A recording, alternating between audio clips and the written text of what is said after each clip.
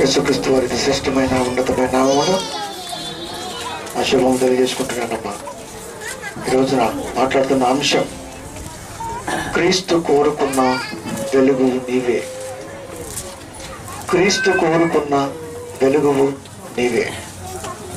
ఎందుకు ఈ మాట మాట్లాడుతున్నానంటే, ప్రియమైన దేవుని వాళ్ళరా, భూమి మీదకి వచ్చినాక మనిషి వెలుగు కాలంలో దేశాలుగా విడిపోయిన తర్వాత వ్యక్తిగత భద్రత గురించి కానివ్వండి, వ్యక్తిగత బ్రతుకు గురించి కానివ్వండి ఆలోచించడం మొదలుపెట్టారు. ఆ ఆలోచన సజావుగా సాగుతుంది అనుకుంటే తప్పు. ప్రారంభ కాలంలోనే ఆదాము గర్భాన పుట్టినటువంటి కుమారుల్లో ఒకడు దుర్మార్గుడుగా పుట్టడం జరిగింది. ఆ కయ్యూను సంతతి ఇప్పటి వరకు కూడా సమాజంలో పురుడు పోసుకుంటూనే ఉన్నది. ఎక్కడైనా ఒక అవాంఛనీయ సంఘటన జరిగినప్పుడు మనం ఏమనుకుంటాం తెలుసా? అయ్యో అనుకుంటాం, లేకపోతే పెదవిరుస్తాం. చేయగలిగినట్టు ఏమీ లేదా అంటే సమాజం కూడా ఇలాగే అనుకుంటుంది. క్రైస్తవ పిల్లలు కూడా ఇలాగే అనుకుంటున్నారు. ఇప్పుడు బోధించేవారైనా చెబుతారనంటే బైబిల్లో వాటికి సంబంధించిన విషయాలే లేరన్న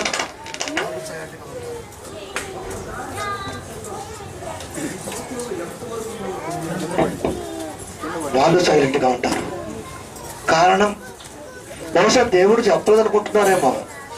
దేవుడు చెప్పండి సృష్టిలో ఏది ఉండదు. మనం రాసుకున్నలా, మనం చదువుకున్న పాఠ్యాంశాలు, పిండోత్పత్తి శాస్త్రం, సకల శాస్త్రం ఏదైనా కానివ్వండి, దేవుడు కలిగించిన సృష్టి నుంచి చేయడం జరిగింది. మరి మనిషిలోకి మార్పు రానప్పుడు యేసుక్రీస్తు వారు బైబిల్ చేతికి ఇవ్వడం జరిగింది. మాటగా చెబితే మర్చిపోతారు అని సీయోను కొండ మీద మోషే గారిని పిలిపించి 40 రోజుల పాటు దీర్ఘ బోధ జరిగిన తర్వాత అక్షర రూపములో రాతి పలకలు మనిషికి ధర్మశాస్త్రంగా రావటం జరిగింది. వచ్చిన తర్వాత మనిషి మార్చుకుంటాడు అనుకున్నాడు. లేదు, మార్పు రావటం లేదు. సంఘాలు ఫుల్, సంఘస్థులు ఫుల్, కన్వర్టర్స్ ఫుల్, చర్చిలు ఫుల్. ఎక్కడ చూసినా జనం జనం జనం. భక్తులు తక్కువ లేదు, కానీ దేవుడు ఆలోచనలో కొదువున్నది అని అంటున్నాడు. ఆ కొదువున్న ఆలోచన ఒకవేళ నీలోనూ నాలోనూ ఉంటే సరి చేసుకోవాల్సిన అవసరం ఎంతైనా ఉన్నది.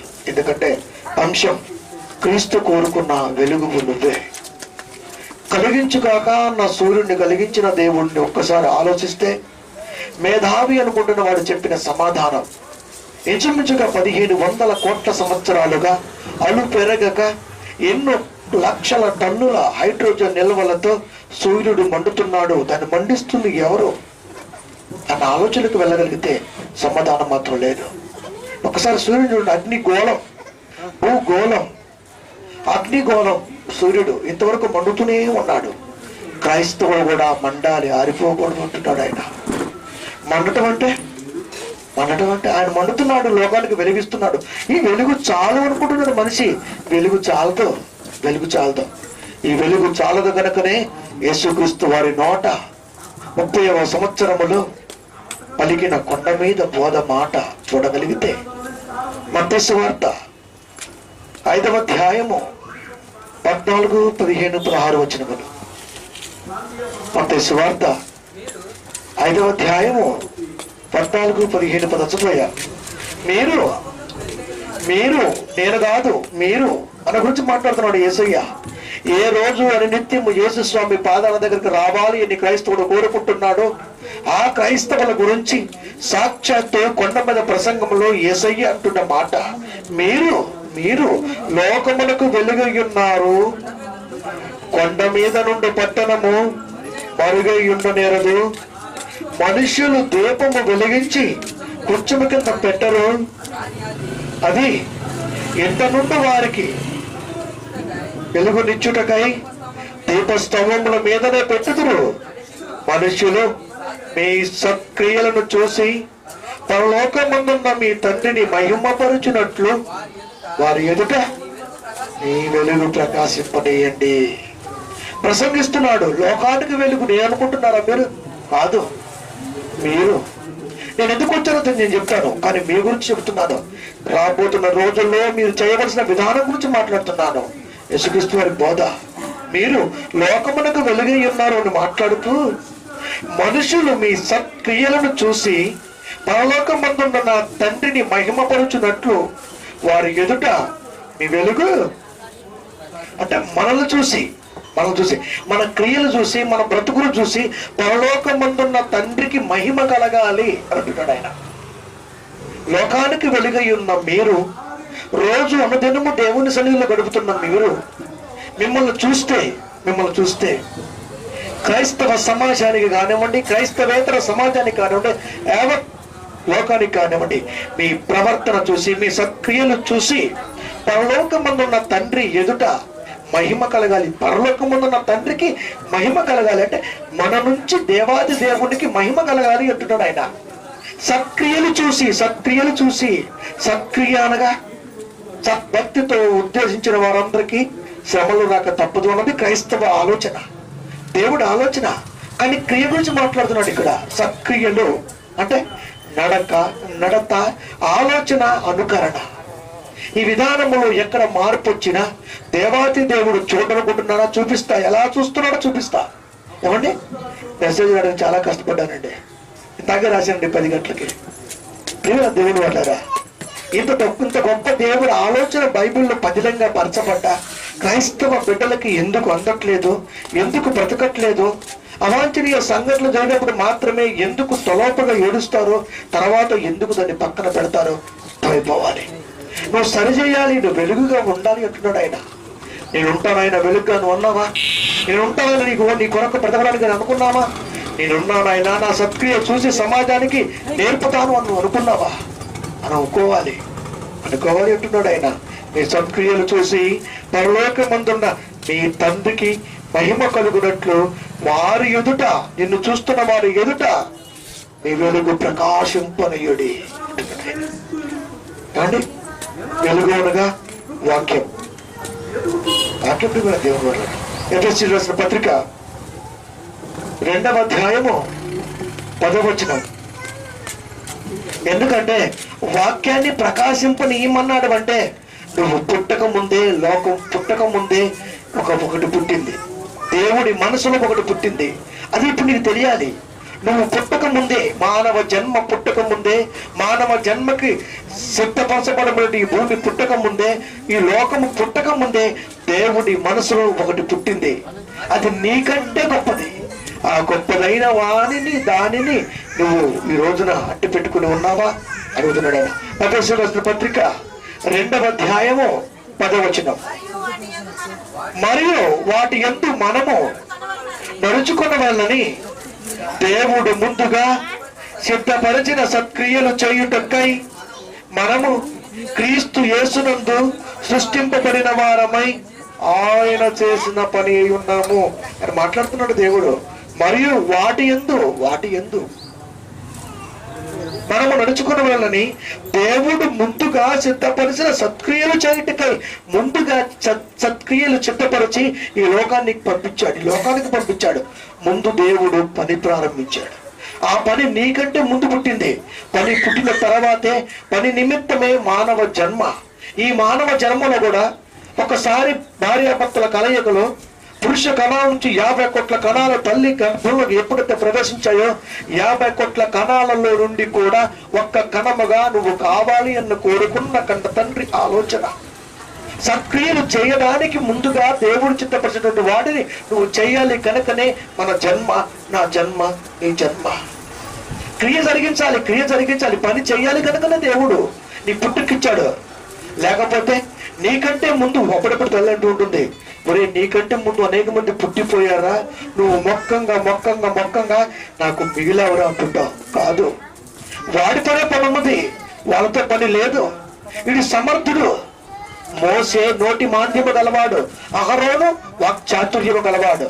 నోటి మాంద్యము గలవాడిని లీడర్గా ఎన్నుకొని ఆ లీడర్కి సహాయకుడుగా అహరోన్ని ఎందుకు ఎన్నుకున్నాడో మానవాళికి అర్థమైపోవాలా. ఒక నత్తివాడు మాట్లాడితే మనం వెళ్ళాం, వాడు 10 సార్లు చెప్తాడు ఒక మాట చెప్పడానికి. మరి నీ మాట ఇంటారా అనుకుంటూ ఉంటాం అప్పుడప్పుడు. ఇలాంటి వ్యక్తిని 6 లక్షల కాలుబల కలిగిన ఇశ్రాయేలీలను లీడర్గా ఎందుకు నియమించాడో దేవుని కృప ఏంటో నీకు తెలియాలి. ఈ రోజున ఎందుకు పుట్టావనుకుంటున్నావు? తల్లిదండ్రులు కాయకులు పిల్లల పతారనుకోవటం తప్పు, పుట్టరు. ఒకసారి గర్భం ఉడిగినటువంటి తల్లిదండ్రులకు వెళ్ళి చూడండి. వారు అంటుంటారు, 14 ఏళ్ళైనా 15 ఏళ్ళైనా 25 ఏళ్ళైనా నా కడుపున కాయ కాస్తుందేమో అన్న ఆలోచనతో మేము మొక్కని లేదన్నట్టుగా మాట్లాడుతూ ఉంటారు. దేవుడు గర్భం తెరచకపోతే స్త్రీ గర్భం తెరవదు. ఎందుకంటే దేవుడు ఇవ్వాలి, నువ్వు నమ్మాలి, నమ్మి తీరాలి. సృష్టిలో నీ కంటికి ఎన్నో కనబడకపోయినా నమ్ముతున్న నీవు దేవుడు గర్భాన్ని తెరుస్తాడు అన్న విషయాన్ని నమ్మకపోతే ఇంతే. ఆ రోజులు లెక్క అడిగే రోజున దేవా ఇంత ప్రాసెస్ ఉంటది అని నాకు తెలియదు అని నువ్వు అనుకుంటే తెలుసుకుని రావాల్సిందిరా. 66 పుస్తకాలతో 60 సంవత్సరాలు గ్యారంటీ లేని నీ బ్రతుకు గురించి నా మనసుని బలంగా పెట్టి 1648లో జాన్ గూటన్బర్గ్ వ్యక్తిని పుట్టించి అచ్చు యంత్రాన్ని కనుగొట్టుగా చేసి లిపి ఉన్న అన్ని భాషల్లోకి, యావత్ దేశంలోకి, ప్రతి భాషలోకి ఏకైకంగా పంపించారా. ఎందుకు పని లేక అనుకుంటున్నావా?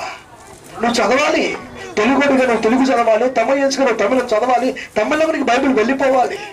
లిపి ఉన్న అన్ని భాషల్లోకి బైబిల్ వెళ్ళగలిగింది అంటే ఎంత గొప్ప ప్రణాళిక అర్థమైపోవాలి.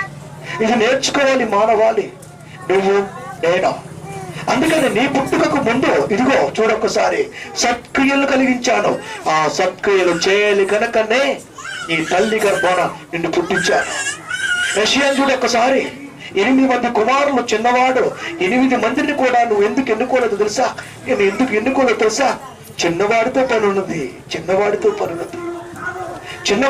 ఉన్నది కనుకనే ఆ చిన్నవాడికి పని అప్పగించాను. వాడి పుట్టుక నా పని చేయటం కొరకు. మరి నీ పుట్టుక ఎవరి కొరకు అడుగుతున్నాడు ఆయన. ముందుగా దేవుడు చిత్తపరిచిన సత్క్రియలు చేయుటకై మనము యేసుక్రీస్తునందు సృష్టింపబడిన వారమై ఆయన చేసిన పని అయి ఉన్నాము. దేవుడు చేసిన పని దేవుడు ఏం చేశాడని అనుకుంటున్నారా? ఒకసారి ఆదాము జీవితాల్లోకి వెళ్ళగలిగితే 2 ఏళ్ళు కనపడుతుంది. నేల మట్టి నుంచి అంటుంది.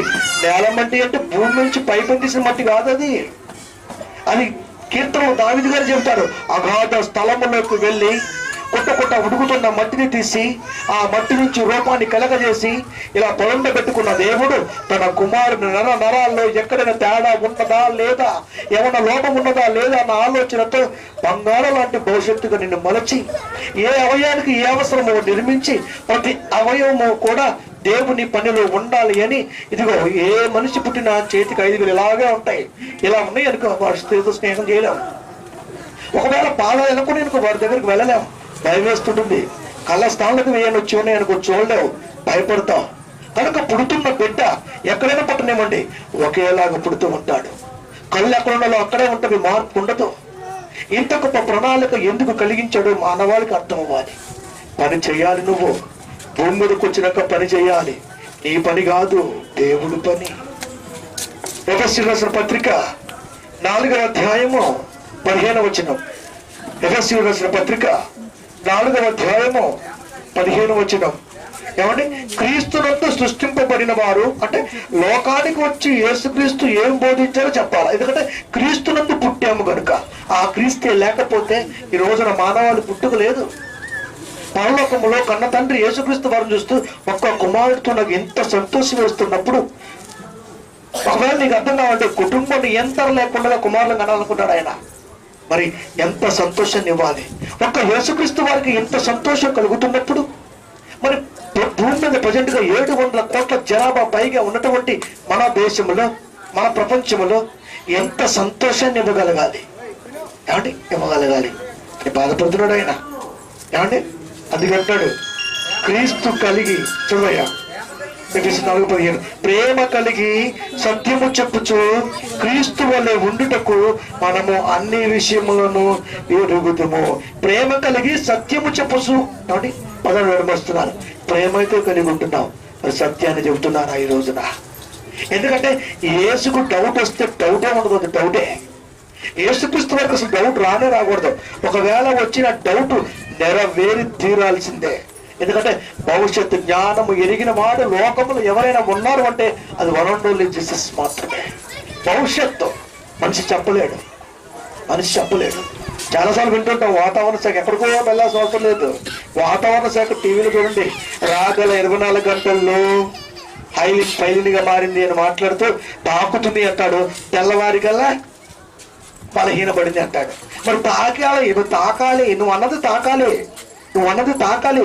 ఈశాన్య ఋతుపవనాలు మద్రాసు దాటిన తర్వాత మచిలీపట్నానికి టచ్ అవుతుంటే ఈస్ట్ వెస్ట్ గోదావరి వెలువలాడిపోతాయి, డెవల్లో ఉంటాయి కనుక రాదు. తెల్లవారి పేపర్ చూస్తే అమ్మయ్య గన్నం తప్పింది అనుకుంటున్నాడు. మరి ఎందుకన్నా, నిన్నెందుకు చెప్పావు మాట, ఎందుకు చెప్పావు ప్రపంచానికి, బలపడింది అని ఎందుకు చెప్పగలిగావు అంటే నీ మాట తప్పు అని అర్థమైపోతుంది.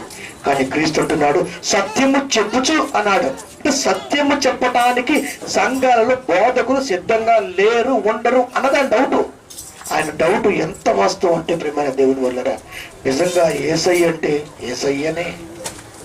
కొరింథీయులకు రాసిన 2వ పత్రిక 4వ అధ్యాయము 1-2 వచనములు ఆయన డౌట్ చెబుతున్నాడు.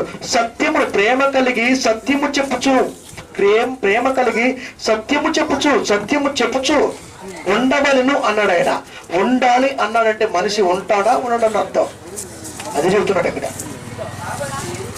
2వ కొరింథీ 4వ అధ్యాయం 1-2 వచనములు. కాబట్టి ఈ పరిచర్య పొందినందున కరుణింపబడిన వారమై అధైర్యపడము. సువార్త పని చేస్తున్నాం, మాకు భయమే వద్దు. సువార్త పనిలో ఉంటున్నాం, మరణమైనా బ్రతుకైనా వేదమైనా రోదమైనా. పౌలు గారు ఎన్నో బాధలు, మామూలు బాధలు కాదు, సంఘాల నుంచి బాధలు, అయిన వాడి వల్ల బాధలు, నానుకున్న వాడి వల్ల బాధలు, నమ్మిన వాడి వల్ల బాధలు, నమ్మకస్తుల వల్ల బాధలు. ఆయన వదల సువార్తని చివరికి జైల్లో ఉన్న అక్కడ వదల అర్ధరాత్రి పూట కూడా దేవుడి వాక్యాన్ని అంత అద్భుతంగా పంపించగలిగాడు అంటే ఎంత గొప్పదైన ఆలోచనతో భూమి మీద పౌలు బతుకుంటాడు. ఆలోచించండి. చదువుకోవడానికి చదువుకుంటున్నాం, మన దగ్గరకు వచ్చేసరికి జారిపోతుంటాం. లెక్క అడుగుతాడు, పౌలే కాదు మనల్ని కూడా. అందుకే అంటున్నాడు ఈ పరిచర్య పొందినందున కరుణింపబడిన వారమై అధైర్యపడము. అయితే పూర్తిగా నడుచుకొనకయు దేవుని వాక్యమును వంచనగా బోధించుకయు సత్యమును ప్రత్యక్షపరచడం వలన ప్రతి మనిషిని మనస్సాక్షి ఎదుట మమ్మును మేమే దేవుని సముఖమందు మెప్పించుకొనుచు అవమానకరమైన రహస్య కార్యములను విసర్జించున్నాము. ఇట్లా మాట్లాడుతున్నాడు ఎంత గొప్పగా. దేవుని వాక్యమును వంచనగా బోధించక. వంచన పదం పేపర్లో బాగా కనపడుతుంది. తెలుగులో పేపర్లో ఈ పదం లేకుండా పేపర్ రిలీజ్ అవ్వదు. ప్రతిరోజు చూడండి, ప్రతిరోజు కూడా మెయిన్ నుంచి డిస్ట్రిక్ట్ ఎడిషన్ వరకు ఏది చూసినా వంచన అన్న పదం లేకుండా ఒక్కరోజు పేపర్ ఉండదు. ఎందుకంటే నెల రోజుల మీద చూస్తున్నా కనుక పేపర్ని ఈ పదం డౌట్ వచ్చింది నాకు, నిజంగా ఉంటుందా అని చూస్తుంటే వంచన పదం కనబడుతూనే ఉన్నది. అంటే యేసయ్య పలికాడు అంటే అది ఖచ్చితంగా నెరవేరి తీరవలసిందే. డౌట్ వచ్చింది దానికి, ఆ డౌట్ జరుగుతూనే ఉన్నది. వంచన అన్న పదం మాట్లాడుతున్నాడు. వంచన ఏమంటే దేవుని వాక్యమును వంచనగా బోధించుట, సత్యమును వంచనగా బోధిస్తున్నారు. వంచనగా బోధిస్తున్నారంటే రహస్యంగా బోధిస్తున్నారంటే రహస్యకరమైన కార్యములను విసర్జించి ఉన్నాము. రహస్య కార్యాలు ఉంటాయని అవి విసర్జించాలి అని దేవుడు వాక్యాన్ని వంచనగా బోధించకూడదని.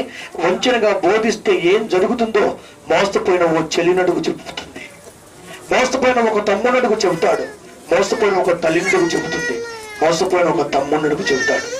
వంచన అన్న పదానికి నెరవేర్చిన లోకంలో వంచన అంటే మరి దేవుడి వాక్యానికి వంచన జరుగుతుంది. ఒకవేళ నీకు జరిగిన సరిదిద్దుకునే అవకాశం కలిగి ఉండొచ్చు. కానీ దేవుడి వాక్యానికి వంచన జరిగితే వంచన చేస్తుంది ఎవరు? నమ్మిన వాడు.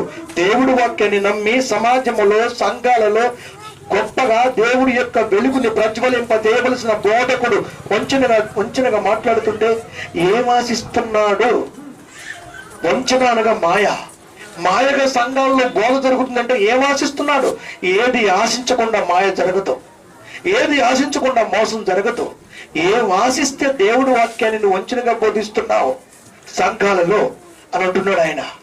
సత్యము చెప్పుచు మనం అన్ని విషయంలో ఎరుగుదాము, అన్ని విషయాలు తెలుసుకుందాం. సత్యము చెప్పుచు అన్న పదం వెనకాల క్రీస్తు ఘోష ఇది. మనం అన్ని విషయంలో ఎదగాలి అన్నాడు. కానీ దేవుడి వాక్యాన్ని అవమానం జరుగుతుంటే ఏ క్రైస్తవ బిడ్డ కూడా పట్టించుకునే స్థితిలో ఉన్నారు ఈ రోజున. అంటే లెక్క అడుగుతాడండి, ఖచ్చితంగా లెక్క అడుగుతాడు. అంటే మోసం జరుగుతుంది, వాక్యంలో మోసం జరుగుతుంది. అందరూ చెప్పేది వాక్యమే కదండి అనుకుంటున్నారా? కాదు ప్రియమైన దేవుని వల్లరా. వాక్యం లాగా ఉంటుంది. ఉప్పు కర్పూరము వేమన గారి మాట ఒకే పోలికుంటాయి. చూడ చూడ రుచుల జాడ వేరు. వీరంతా బైబిల్ చదువుకున్నటువంటి మేధావులు. వీరంతా కూడా ఎవరనుకుంటున్నారు? వీరంతా బైబిల్ చదివి బైబిల్ వంట పట్టించుకొని వారి జ్ఞానాన్ని లోకానికి తాళపత్ర గ్రంథాల్లో పంపిస్తే అవి మహా మేధస్సు అనుకున్న మనిషి చదువుకుంటున్నప్పుడు అనేకమైన తప్పులు. ఈ రోజున భారత రాజ్యాంగం 105 సార్లు సవరింపబడింది. కరెక్ట్గా రాసుకున్నావు కదా. ఐరాస, ఐక్యరాజ్య సమితి, ఐరాస, ఇవన్నీ కూడా ఇవన్నీ రాసుకున్నారు. దేశాలు మొత్తము ఒక చోట కూర్చొని ఇదిగో దేశం మొత్తం నాశనం అయిపోతుంది కనుక ఎవరి దగ్గర ఏమేమి లోతులు ఉన్నాయో అవన్నీ తీసి బాంబులు నిర్వీర్యం చేద్దామన్న ఆలోచన వచ్చారు. కానీ ఈ రోజున ఆగస్టు 15 కానివ్వండి, జనవరి 26 కానివ్వండి ఆలోచిస్తే టీవీలో చూపిస్తూ ఉంటాడు. రాష్ట్రపతితో అందరూ నమస్కారం చేస్తుంటారు. ఆయన ప్రసంగం, మా దగ్గర హైడ్రోజన్ నిల్వలు బోల్డెన్ ఉన్నవి, ఇక్కడ కూర్చొని బటన్ నొక్కితే స్కట్స్ ప్రాంతర వెళ్ళిపోతుంటాయి అంట. ఇక్కడ కూర్చొని ఆపరేషన్ చూస్తే ఎక్కడికైనా దిగిపోతూ ఉంటాయి అంట. మరి ఆరాధన చేసుకున్నారు 1986లో. ఇదంతా మోసం కదా. ఇలాంటివి జరుగుతూ జాగ్రత్త అని మాట్లాడుతున్నాడు మానవాళి గురించి. అంటే వంచన జరుగుతుంది, దేశంలో జరుగుతుంది, రాష్ట్రంలో జరుగుతుంది, జిల్లాలో జరుగుతుంది, ఊర్లో జరుగుతుంది, నీ ఇంట్లో జరుగుతుంది, నీ ఒంట్లో జరుగుతుంది. ఇవన్నీ లెక్క అడక్క తప్పదు నాయన, అడుగుతాను అంటున్నాడు ఆయన. ఏమండి, అవమానకరమైన విషయాలు రహస్యంగా బోధిస్తారు. రహస్యంగా బోధించవలసిన అవసరం ఏమొచ్చింది? రహస్యంగా ఎందుకు బోధించాలి? వాళ్ళు విసర్జించి ఉన్నాము అంటున్నారు పౌలు గారు. మరి ఇక్కడ బోధిస్తారు అంటున్నాడు ఆయన. చూడండి కింద, పేతురు రాసిన 2వ పత్రిక 2వ అధ్యాయము 1వ వచనం. మరియు అబద్ధ ప్రవక్తలను ప్రజలలో ఉండిరి, అటువలని మీలోను అబద్ధ బోధకులు ముందురు. బోధకులు అనగానే అబద్ధ బోధకులు ఉండరండి అనుకోమాకండి. బోధకుడు అనగా సత్యవంతంగా బోధించేవాడు చాలా తక్కువ. ఏదో ఆలోచించే ఈ రోజున పాస్టర్గా వస్తున్నారు లోకానికి. మీరు ఒకటే నినాదం, పాస్టర్ గారు పని చేయకూడదంట. బైబిల్లో పాస్టర్ అనేవాడు పనిచేశాడు. మరి ఒక పౌలు, ఒక తిమోతి, ఒక శీల, ఒక పేతురు, ఒక యోహాను, ఇలా దేవుడి కొరకు బ్రతికిన ప్రతి బిడ్డ కష్టపడి సంపాదించి కుటుంబాన్ని పోషించుకుంటూ మిగతాది దేవుడి కొరకు ఖర్చు పెట్టుకుంటూ బతుకుతున్నప్పుడు నేటి నవయుగ 21వ శతాబ్దంలో మీరు సంఘంలో మాట్లాడుతున్న మాట, పాస్టర్ గారు సంపూర్ణ సేవే. సంపూర్ణ సేవ అంటే ఏం చేస్తాడంటే ఏం చేస్తాడు? పగలంతా పనికి వెళ్తాం. ఎవరు చెప్తారు వాక్యాన్ని? సాయంత్రం నువ్వు కష్టపడి అలిసిపోయి వస్తే ఇప్పుడు మొదలు పెడతాడు అంతే. ఇంకా నీకేం నిద్ర వస్తుంటుంది, నీకేం ఒళ్ళు అలిసిపోయి ఉంటుంది. ఏమింటావు? నువ్వు కూడా పని చేస్తే శరీరం నలిగితే ఆ నలగట వెనకాల ఉన్నటువంటి బాధ నీకు అర్థమవుతుంది. ఇది లేదు ఈ రోజున. ఇది లేకపోయేసరికి అసలు అబద్ధ బోధ సంఘంలో లేదు అన్నట్టుగా ఈరోజు మనం ఆలోచిస్తున్నాం. కానీ దేవుడు జాగ్రత్త చెబుతున్నాడు.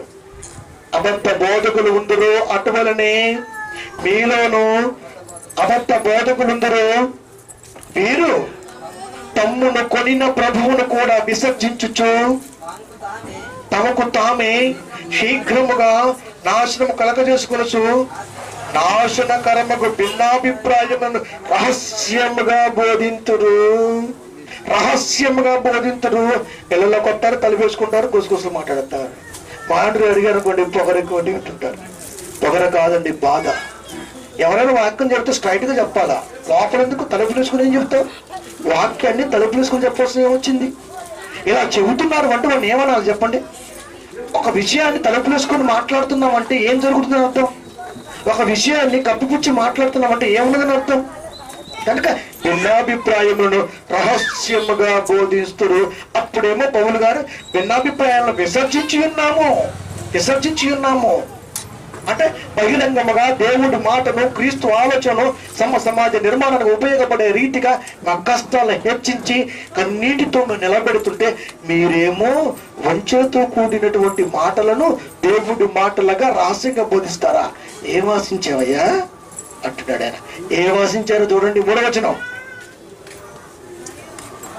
వారు అధిక లోపులై కల్పన వాక్యములను చెప్పుచు మీ వలన లాభము సంపాదించుకుందురు. అధిక లోభులై, లోభులు అనగా వీడికి ఇంకా నిద్రపడదు, ఇంకా దంచేయటమే ఎవరు పెడితే ఉన్నాయి. ఇచ్చే ఇచ్చే ఇచ్చే ఇచ్చే ఇచ్చే ఏం చేసుకుంటావు? ఒకవేళ నువ్వు సంపాదించి నీతో వస్తుంది అంటే క్రీస్తు లోకానికి రావడానికి ముందే ఇంచుమించుగా 700 సంవత్సరాలకు పూర్వమే గొప్పదైన దేవుని మాట ఏబు గారి ద్వారా పలికిన మాట చూడగలిగితే ఏబు 20లో ఉంటుంది మాట. ఏబు 20 వారు ఎడతెగక ఆశించిన వారు తమ ఇష్ట వస్తువులలో ఒకదాని చేతనైనను తమ్మును తాము రక్షించుకోలేరు. రక్షించుకోలేకపోయినా ఎందుకు లోపత్వము కలిగి దేవుడి వాక్యాన్ని వంచనగా బోధిస్తున్నావు సంఘాలలో? ఏమండి, చిన్న ప్రశ్న. బాప్తిసం అన్నది క్రీస్తులోకి పరిపూర్ణంగా రావడానికి ఉపయోగపడుతుంది. పాపాన్ని వదిలేసి వచ్చేది బాప్తిసం. మరి యేసయ్య ఎందుకు బాప్తిసం తీసుకున్నాడు పాస్టర్ గారు అనగానే దేవుడు బయలుపరుస్తాడమ్మా, ప్రార్థన చేయి బాగా అంటాడు.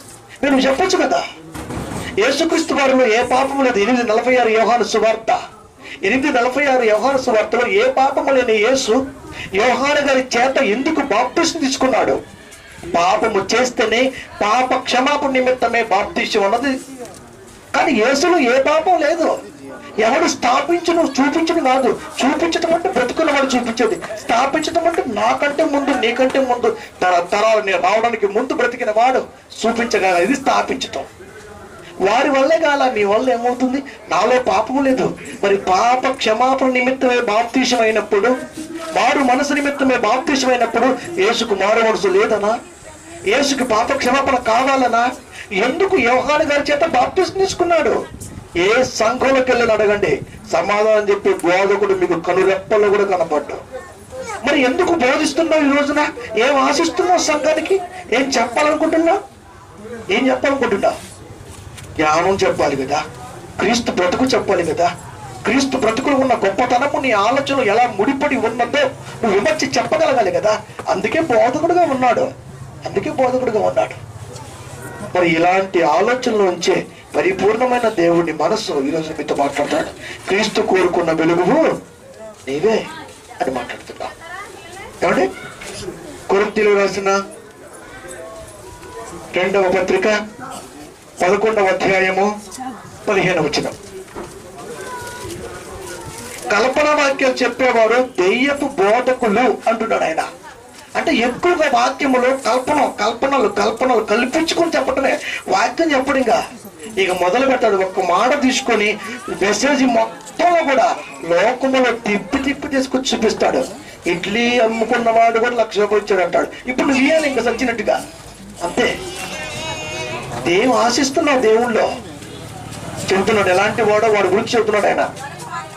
కనుక వారి పరిచారకులను నీతి పరిచారకుల వేషము ధరించుకోవడం గొప్ప సంగతి కాదు. నీతి అనగా క్రీస్తుకు పరిచారం చేసేవాడిగా మీకు కనబడుతున్నాడు. ఇది ఆశ్చర్యం కాదు. నువ్వే టెన్షన్ పెద్దగా ఆశ్చర్యపోకు. అవునా అనుకోకు. అవును అంటున్నాడు ఆయన. వారు కూడా ఇలా చేస్తారా అంటే చేసేదే వాడి గురించి ముందే రాయించాను కనుక నువ్వేమాత్రం డౌట్ పడకు. నేను రాయించానంటే అది రైటే అయి ఉంటుంది అంటున్నాడు ఆయన. కనుక వాని పరిచారకులు అంటే అపవాది పరిచారకులు నీతి పరిచారకుల వేషము ధరించుకున్నట్టు గొప్ప సంగతి కాదు. నువ్వు గొప్పగా చూడకు. ముందే చెప్పాను కనుక అంత జాగ్రత్తగా ఉంటున్నాడు. 1వ కొరింథీ 2వ కొరింథీ 4వ అధ్యాయము 4వ వచనం. ప్రజలకు ఏమండి వెలుగునిచ్చేది దేవుని మాటలుగా వాక్యం. దాన్ని వెలగనీయకుండగా, ఆ వాక్యాన్ని వెదజలనీయకుండగా, లోకానికి పంపబడకుండగా ఎలా అడ్డుపడుతుందో యేసు మాటలకు వెళ్ళి చూడగలిగితే దేవుని స్వరూపి అయ్యున్న క్రీస్తు మహిమను కనపరుస్తు సువార్త ప్రకాశము మీరు లోకమునకు వెలుగై ఉన్నారు. మీరు అనగా 10:36 యోహాను సువార్త. వాక్యము ఎవరికొచ్చును వారే దైవములు. వాక్యము మీరు అనగా వాక్యం ఎవరికి వస్తుందో వాళ్ళ గురించి మాట్లాడుతున్నాడు. దేవుని స్వరూపి అయ్యున్న క్రీస్తు మహిమను కనపరుచు సువార్త ప్రకాశము వారికి కనపడకుండా నిమిత్తము ఈ యుగ సంబంధమైన దేవత అవిశ్వాసులైన వారి మనోనేత్రములకు గుడ్డితనము కలగజేసింది. మనోనేత్రము అనగా ఈ నేత్రం కాదు, ఇది మానవ నేత్రాలు.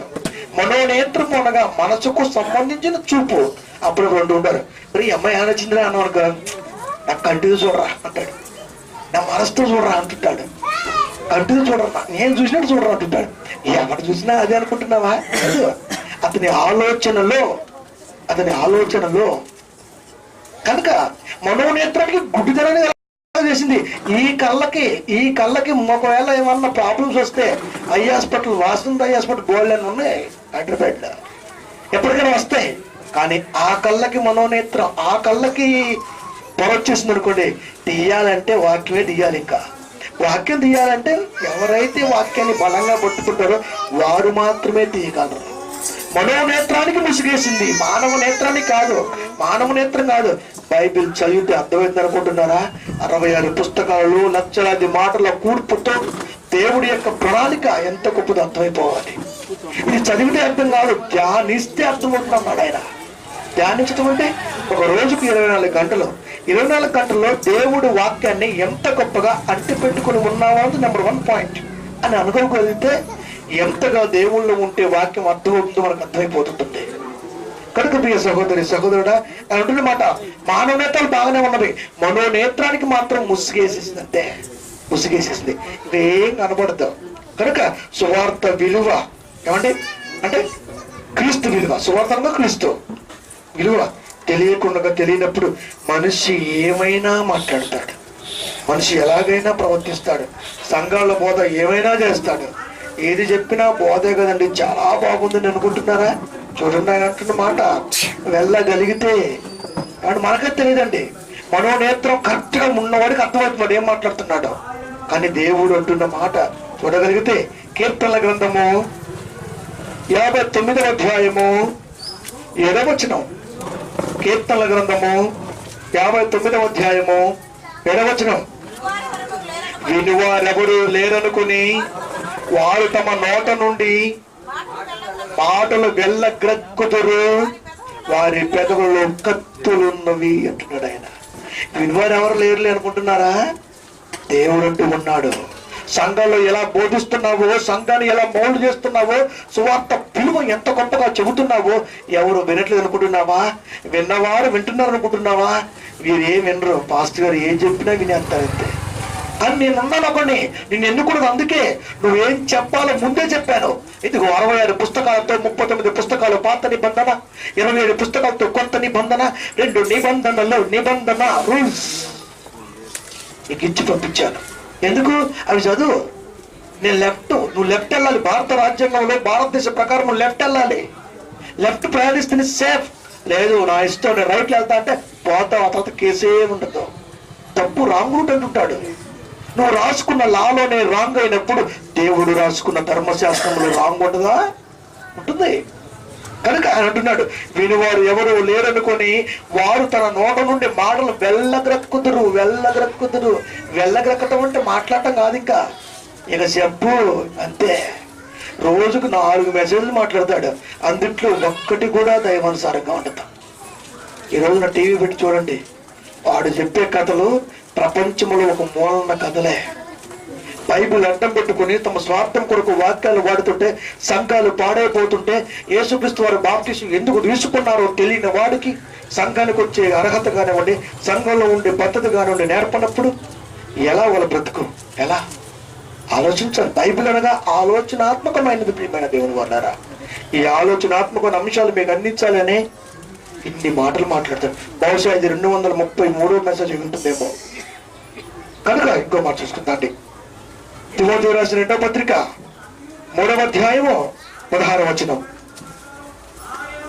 మరి ఏం చేయాలి అంటే, అయ్యో పాప అంటున్నావు, అయ్యో అంటున్నావు, ఇలా జరుగుతున్నవి, నువ్వేం చేయాలి? ఒక దైవ సేవకుడుగా, దేవుని బిడ్డగా, దేవుడు సిద్ధపరిచే సత్క్రియలు చేయడానికి సిద్ధంగా ఉన్న నీవు, పాస్టర్గా కనపడుతున్న నీవు ఏం చేయాలి? అధికారం ఇచ్చాడు కదా, ఆ అధికారం నీకు తెలుసా అని అడుగుతున్నాడు ఆయన. చదవండి 2వ తిమోతి 3:16-17. దైవజనుడికి ఇచ్చినటువంటి అధికారం, దైవజనుడు సన్నద్ధుడై ప్రతి సత్కార్యములకు పూర్ణముగా సిద్ధపడి ఉండునట్లు దైవావేశం వలన కలిగిన ప్రతి లేఖనము నెరవేరునట్టును, ఖండించుటకును, తప్పు దిద్దుటకును, నీతి యందు శిక్ష వేయుటకును ప్రయోజనకరమైనది. ఒక దైవజనుడి లక్షణం గురించి మాట్లాడుతున్నాడు ఆయన. ఒక దైవజనుడి లక్షణం గురించి మాట్లాడుతున్నాడు ఆయన. ఏమంటే తప్పు దిద్దాలట, సరి చేయాలట, ఉపదేశించాలట. అంటే వాళ్ళని యేసుక్రీస్తులో పరిపూర్ణంగా నిలవబెట్టాలి. ఇది క్రీస్తు కోరుకున్నాడు. ఇది సత్క్రియ. ముందుగా దేవుడు సిద్ధపరిచిన సత్క్రియలు చేయుటకు నీ జన్మ. ఈ జన్మ గురించి మాట్లాడుతున్నాడు. ఆ జన్మ కలిగిన నీవు భూలోకం తర్వాత ఇప్పుడు నేర్చుకుంటున్నావు. ఇంతగా ఇచ్చాడు దేవుడు నీకు. ఎందుకంటే దైవజనుడు మాట ఏం వింటావులేండి అనుకుంటున్నారా? దైవజనుడు మాట, సత్యవాక్యాన్ని ఉన్నది ఉన్నట్టుగా చెప్పేవాడి మాట తృణీకరిస్తే ఎంతటి ప్రమాదమో పాత నిబంధన కాలానికి వెళ్ళి దాన్ని ఆలోచించమని వద్దండి. సమూయేలు గ్రంథము 1వ అధ్యాయము. ఇది బాగా విడమరుస్తున్నాను, దయచేసి అందరూ బైబిల్ తీయండి. సమూయేలు 1వ గ్రంథము 15వ అధ్యాయము 2-3 వచనములు బాగా స్పష్టంగా చూడండి. ప్రతి ఒక్కరు ఓపెన్ చేసి పాత నిబంధన 1 సమూయేలు 15వ అధ్యాయము 2-3 వచనములు. సైన్యములకు అధిపతియగు యెహోవా సెలవిచ్చినది ఏమనగా, అమాలేకీయులు ఇశ్రాయేలుకు చేసినది నాకు జ్ఞాపకమే. అమాలేకీయులు ఇశ్రాయేలుకు చేసినది నాకు జ్ఞాపకమే. వారు ఐగుప్తులో నుండి రాగానే అమాలేకీయులు వారికి విరోధులై మార్గమందు వారి మీదకి వచ్చిరి కదా. కాబట్టి నీవు పోయి కనికరింపక అమాలేకీయులను హతము చేయుము. పురుషులనేమి, స్త్రీలనేమి, బాలులనేమి, పసి పిల్లలనేమి, ఎద్దులనేమి, గొర్రెలనేమి, ఒంటెలనేమి, గార్ధబొమ్మలనేమి అన్నిటినీ హతము చేసి అమాలేకీయులను, టోటల్ గా ఇన్క్లూడింగ్ కింగ్ రాజు, అమాలేకీయులను నిర్మూలము చేసి రమ్ము అని సౌలుతో దేవుడు చెప్పాడు. ఇదిగో చూడు, 430 సంవత్సరాల బానిసత్వంలో నా పిల్లలు మగ్గుతున్నప్పుడు నేను రిలీజ్ చేసినప్పుడు వారి గురించినటువంటి ఆవేదన, ఆలోచన, అమాలేకులు ఎంత గొప్పగా వాళ్ళు హింసించారో నాకు జ్ఞాపకం ఉన్నది. నా పిల్లలను హింసిస్తే నేను తట్టుకోలేను. ఇశ్రాయేలీయులు అనగా నా ప్రజలు అని దేవుడు పిలుచుకున్నటువంటి సర్టిఫికెట్. నా పిల్లలకు అమాలేకులు నష్టం చేశారు కనుక సౌలు నువ్వు లేచి వెళ్ళి పిల్లలు, ఎద్దులు, బాలు ఇన్క్లూడింగ్ రాజుతో సహా చంపి నాకు కనపడు. రాజుతో సహా చంపి నాకు కనపడు. రాజుతో సహా చంపి నాకు కనపడు. ఏ ఒక్కరు మిగలటానికి వెళ్ళలేదు. దేవుడు చెప్పినట్టుగా చేయవలసిన బాధ్యత ఉన్నది. ఎందుకంటే ఆయన రాజు గనుక, దేవుడు అభిషేకించాడు గనుక ఆయన వినాలి. కానీ వెళ్ళాడు, యుద్ధం చేశాడు, కొన్ని మిగిలిచ్చాడు, కట్టేశాడు. బాగా బలంగా ఉన్నది. రానే వచ్చాడు ప్రవక్త. ఏంటి నువ్వు చేస్తున్నది? అరుపులు వినబడుతున్నాయి ఏంటి అన్నాడు. అది అని చెబుతూ కిందకు వస్తున్నాడు. చూడండి ఒకసారి 15వ వచనం. అందుకు సౌలు అమాలేకీయుల యొద్ద నుండి జనుల వీటిని తీసుకుని వచ్చిరి. నీ దేవుడైన యెహోవాకు బలి అర్పించుటకు జనులు గొర్రెలలోను ఎడ్లలోను మంచి వాటిని వండనిచ్చిరి. మిగిలిన వాటిని అన్నిటినీ మేము నిర్మూలం చేసిద్రి. నీ దేవుడైన యెహోవాకు అర్పించడం కొరకే ఉంచామయ్యా. ఈ చూస్తే బాగా బలిసినలా ఉన్నవి. నీ దేవుడే నేను రాజుగా చేశాడు కదా, ఆయన కొరకే ఇవన్నీ ఉంచాం, మా కొరకు కాదు. దేవుడు అని చెప్పాడు సౌలుతో, ఇంకో ఇలా చెయ్యి. సౌలు ఆజ్ఞ ఇచ్చాడు వాళ్ళకి, సైన్యులకి. దేవుడు చెప్పినట్టుగా సౌలు చేయాలి. కానీ మిగిలినవి కొన్ని పోనీ అదేమన్నా ఈయన స్వార్థం కొరక అంటే కాదు. ఇది కూడా దేవుడి కొరకే. ఈ మిగిలినవి కూడా దేవుడికి బలి అర్పించడం కొరకే. దేవుడు సంతోషపడతాడండి. దేవుడు సంతోషపడతాడు. అప్పుడు రెండు కొన్ని చూసినారంటే మా ఊడికి కాల్ చేస్తాడండి అంటే రెండోసారి నాకు శ్రమ తప్పిందండి. అంతటి డేంజర్ అండి, అంతటి జ్ఞానవంతుడండి అనుకుంటున్నారా? లోకానుసారమైన మాటలు ఎక్కువగా పెంచుకుని లోపలికి వెళ్ళిపోవటం వలన ఈ రోజున దేవుడి మాటలకు విలువ లేకుండా పోయింది. జ్ఞాని అనుకుంటున్నారు. కాదు. ఏం జరుగుతుందో చూడండి ఒకసారి. 22వ వచనం.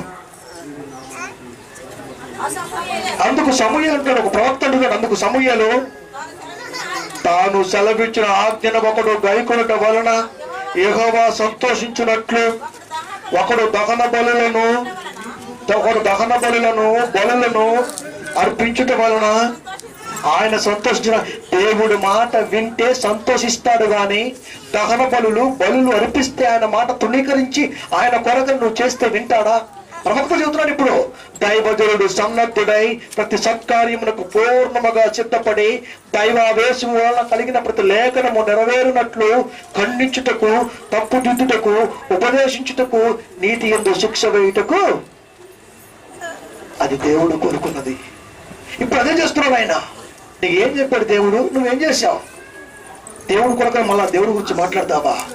బలి అర్పించుట కంటే కింద చదవమ్మా, బలులు అర్పించుట కంటే ఆజ్ఞని గైకొనుట, పొటేళ్ల క్రొవ్వు అర్పించుట కంటే మాట వినుట శ్రేష్టము. దేవుడు మాట వినటం శ్రేష్టము. నీ బలులు ఎవరికి కావాలా? నీ పొటేళ్ల క్రొవ్వు ఎవరికి కావాలి? దేవుడు చెప్పింది చెప్పినట్టుగా చేయాలి. దేవుడు చెప్పింది చెప్పినట్టుగా సంఘాల్లో బోధించాలి. దేవుడు చెప్పిందే చెప్పాలి. ఏం తక్కువని ఈ రోజున సంఘాల్లో బైబిల్ బోధ జరగట్లేదు. ఏం తక్కువ ఉందని బైబిల్లో ఈ రోజున బయటికి వెళ్ళిన మాట లోపలికి వస్తున్నది. ఏం తక్కువ?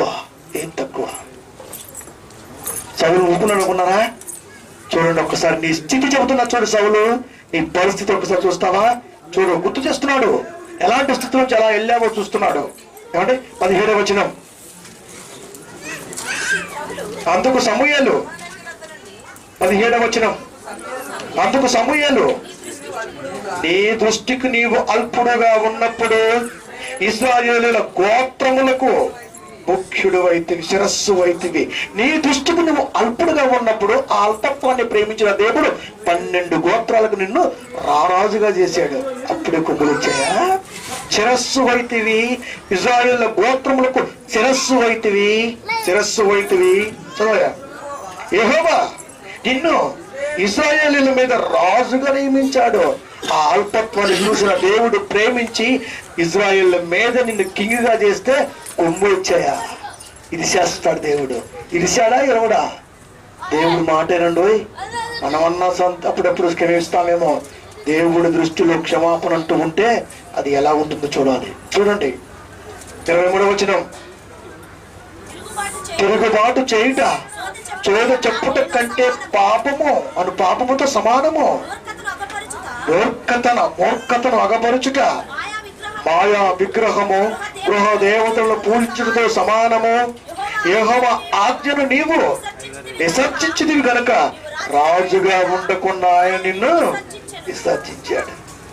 ఎంత పని చేసావయ్యా? రాజరికాన్ని కోల్పోయావు, తర్వాత ప్రాణాన్ని కూడా కోల్పోతావు. కోల్పోయేది పదవే కాదు, ప్రాణము కూడా. కనుక దేవుడు చెప్పింది చెప్పినట్టుగా నువ్వు చేయాలి. ఆనాడు సౌలు కోల్పోయాడు, అనేక మంది కోల్పోతూనే ఉన్నారు. ఈ రోజున నీ వంతు నా వంతు వచ్చింది. మరి నువ్వు లోకానికి వెలుగు. యేసుక్రీస్తు వారు కొండ మీద ప్రసంగం చేస్తూ మీరు లోకమునకు వెలుగై ఉన్నారు, లోకమునకు వెలుగుగా ఉండవలసిన వాడు, దేవుని మాటగా స్వీకరించలేని వాడు సంఘాల్లో బోధకులైతే బాగుంటుందా?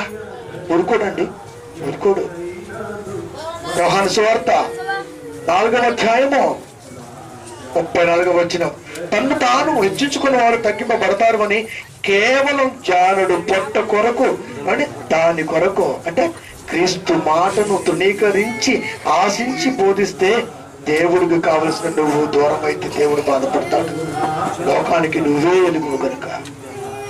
యోహాను సువార్త 4వ అధ్యాయం 34వ వచనం, యేసు వారిని చూసి నన్ను పంపిన వారి చిత్తము నెరవేర్చుటయో ఆయన పని తొడముట్టించుటయో నాకు ఆహారము. ఇదే నాకు ఆహారం, ఇదే నాకు ఫుడ్. ఏందంట? దేవుడి మాట ఉన్నట్టుగా చెప్పడం నాకు ఆహారం, దేవుడి మాట వినటం నాకు ఆహారం అని నువ్వు అనుకుంటున్నావా? ఈ రోజున దేవుడి మాట వినే పనిలో నువ్వు ఆహారం అనుకుంటున్నావా? లేదు. అత్యల్పకాలము భూమి మీద బ్రతికి కంటికి కనపడకుండా నువ్వు వెళ్ళిపోయిన తర్వాత నీ రూపం ఎలా ఉంటుందో కూడా తెలియదు. అలాంటి స్థితిలో ఉన్నటువంటి మనము దేవుడి మాట తృణీకరిస్తే తట్టుకోలేడు. మిమ్మల్ని దేవుడి వల్లరా ఇవన్నీ వాస్తవాలే. నువ్వు పుట్టక ముందు హైదరాబాద్ ఉంది, నువ్వు పుట్టినాక డెవలప్ అయింది అనుకోకు. నువ్వు పుట్టక ముందే ఉన్నది. క్రీస్తు అక్కడ ఆలస్యం అయితే అప్పటి వరకు హైదరాబాద్ ఉంటూనే ఉంటుంది, లోకం ఉంటూనే ఉంటుంది. ఇది నేను పుడితేనే ఉంటే ఎట్లా? ఒక ఆయన రాశాడు పాట ఆత్రేయ గారు, ఏమని? నేను పుట్టాను లోకం పుట్టిందని, నేను నవ్వాను లోకం నవ్వింది.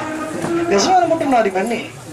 ఎందుకంటే మనిషి అజ్ఞాని కనుక, దేవుడు జ్ఞానాన్ని ప్రక్కన పెట్టాడు కనుక, వాస్తవాన్ని మనుషులకు దూరం చేశాడు కనుక, వాడు చెప్పిందే ఈ రోజు మనం వింటున్నాం, వాడు చెప్పిందే ఈ రోజు మనం పాటిస్తున్నాం. చెప్పింది చెప్పినట్టు చేయకపోతే సౌలు కోల్పోయినట్టుగా నువ్వు కోల్పోతావేమో. అందుకే యేసుక్రీస్తు అంటున్న మాట, ఒకవేళ యేసుక్రీస్తు మనకంటే అనుకుంటున్నారా?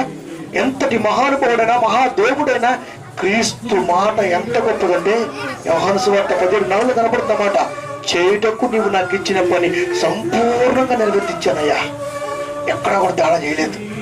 ఇంతటి గొప్ప ఆలోచన కలిగిన యేసుక్రీస్తు వారు లోకానికి దేవుడు, మహాదేవుడు. ఆయనే తండ్రి మాటకు తల వంచినప్పుడు కేవలం మనమెంత, మన ఆయుష్ ఎంత ఏమంటే? అందుకే అంటున్నాడు ఆయన, యేసు వారిని చూసి, నన్ను పంపిన వాడి చిత్తము నెరవేర్చుటకు, చిత్తమనగా పని, ఆయన పని తొలముట్టించుటకును నాకు ఆహారమైనది. అదే నాకు ఫుడ్, అదే నాకు ఫుడ్, అదే నాకు ఫుడ్. కానీ ఈ రోజున ఫుడ్ కొరకు దేవుడు వాక్యాలను దూరంగా పెడుతున్నా ఎన్ని జీవితాలు భూమి మీద. ఇవన్నీ లెక్క అడిగిన రోజున ఖచ్చితంగా మన పరిస్థితి ఏమై ఉంటుందో మనం ఆలోచించుకోవాలి. ఎఫెసీయులకు రాసిన పత్రిక 2వ అధ్యాయం 10వ వచనం ఇలా చదువుకున్న మాటే, మరియు వాటి ఎంత మనము నడుచుకునవలెనని దేవుడు ముందుగా చిత్తపరిచిన సత్క్రియలు చేయుటకై మనము క్రీస్తు యేసునందు సృష్టింపబడిన వారమై ఉన్నాము. క్రీస్తు యేసునందు సృష్టింపబడిన మనము సత్క్రియలు చేయాలని, ఆ క్రీస్తు కూడా చేయాలి అని దేవుడు ఎవరికైనా తీర్పు ఒకలాగా తీరుస్తాడని, అది నువ్వైనా నేనైనా మరి ఎవరైనా. అంత భయం యేసుక్రీస్తు వారికి. అందుకనే 5 ఏళ్ళు కనబడుతుంది. ఎప్పుడు 5 ఏళ్ళు ఆయన శరీరధారి అయిన దినములలో మహారోదనతోనూ కన్నీళ్లతోనూ తన్ను యాచనలతోనూ తన్ను మరణము నుండి రక్షింపగల వాడికి ప్రార్థనలు భయభక్తులు కలిగి ఉన్నాడు. భయం, భక్తి రెండింటి సమ్మేళనం క్రైస్తవ జీవితం అయితే ఈ జీవిత పరమార్థం అరుపులతో సాధ్యం కాదు.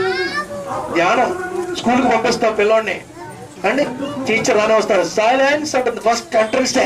ఎందుకు తెలుసా? తను చెప్పబోతున్నది భావి భవిష్యత్తు తరాలకి అందాలి అని. ఒక సూత్రం మిస్ అయితే జీవితంలో మిస్ అవుతుంది కనుక ఒక సూత్రం నేర్పడానికి ఎంత కష్టపడతాడో టీచరు అతను నడిపి తెలుస్తుంది. ఇక్కడ లెక్చర్, టీచర్, బోధకుడు ఇతను కూడా అరుపులతో చేయకూడదు. సంఘంలో గోళ, అరిస్తే ఏమొస్తుంది? ఆయాసం తప్ప. అరుపులతో రాకూడదు. వాక్య బోధ. యేసుక్రీస్తు అరవలేదు, శిష్యులు అరవలేదు, ప్రారంభ శతాబ్దంలో ఏ బోధకుడు అరవలేదు.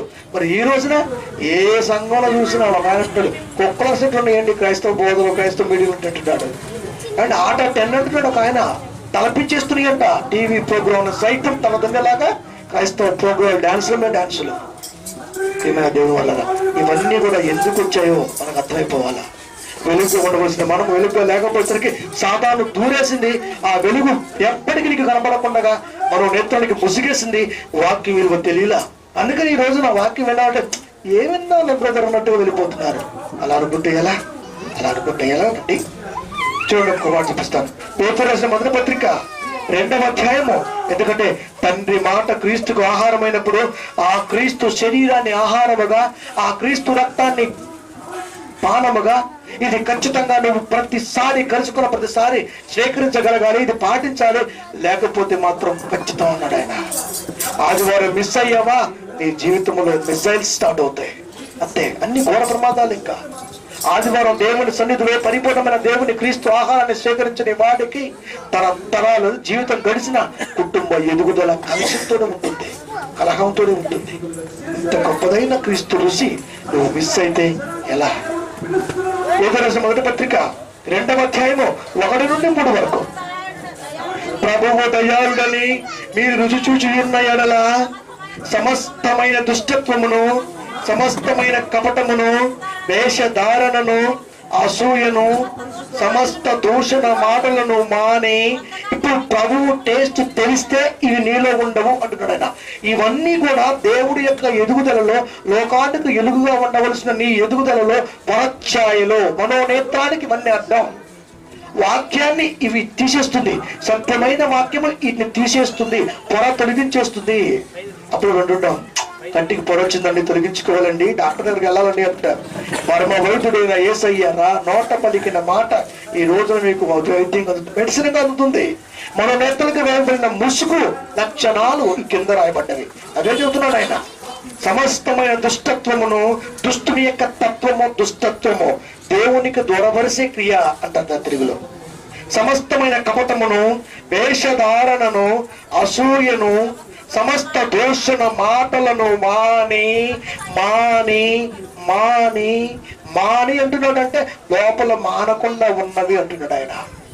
మనోనేత్రులకి గాయం చేసింది, అది ముసుగేసింది, గాయమైంది. ఇప్పుడు ఈ గాయం ఇన్ని క్వాలిఫికేషన్స్ తో నీలో నివసిస్తున్నవి కనుక ఇప్పుడు రుచి చూడు, టేస్ట్ చూడు, క్రీస్తు టేస్ట్ చూడు, ఇవన్నీ పోతాయి.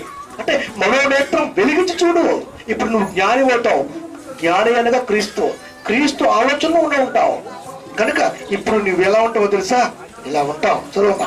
కొత్తగా జన్మించిన శిశువులను పోలిన వారై. కొత్తగా జన్మించిన శిష్యులు, అప్పుడే పుట్టిన బిడ్డ ఎలా ఉంటుంది? అప్పుడే పుట్టిన బిడ్డ ఎలా ఉంటుంది? ఏ పాపం తెలియదు, ఏ స్వార్థం తెలియదు, ఎలాంటి అసూయ ఉండదు, ఎలాంటి దుష్ట లక్షణాలు ఉండవు. ఇప్పుడు ముసుగు వేయబడినటువంటి విధానంలో వాక్యం అనే పాలు నీకు అందగలిగితే ఇవన్నీ పోయి కొత్తగా జన్మించిన శిష్యులు పోలిన వారే నిర్మలమైన వాక్యమును పాల వలన, నిర్మలమైన వాక్యమును పాల వలన, నిర్మలమైన వాక్యమును పాల వలన. ఈ రోజున తల్లిపాలు లేవు, అమూల్ పాలు వచ్చేసాయి డబ్బాలోకి.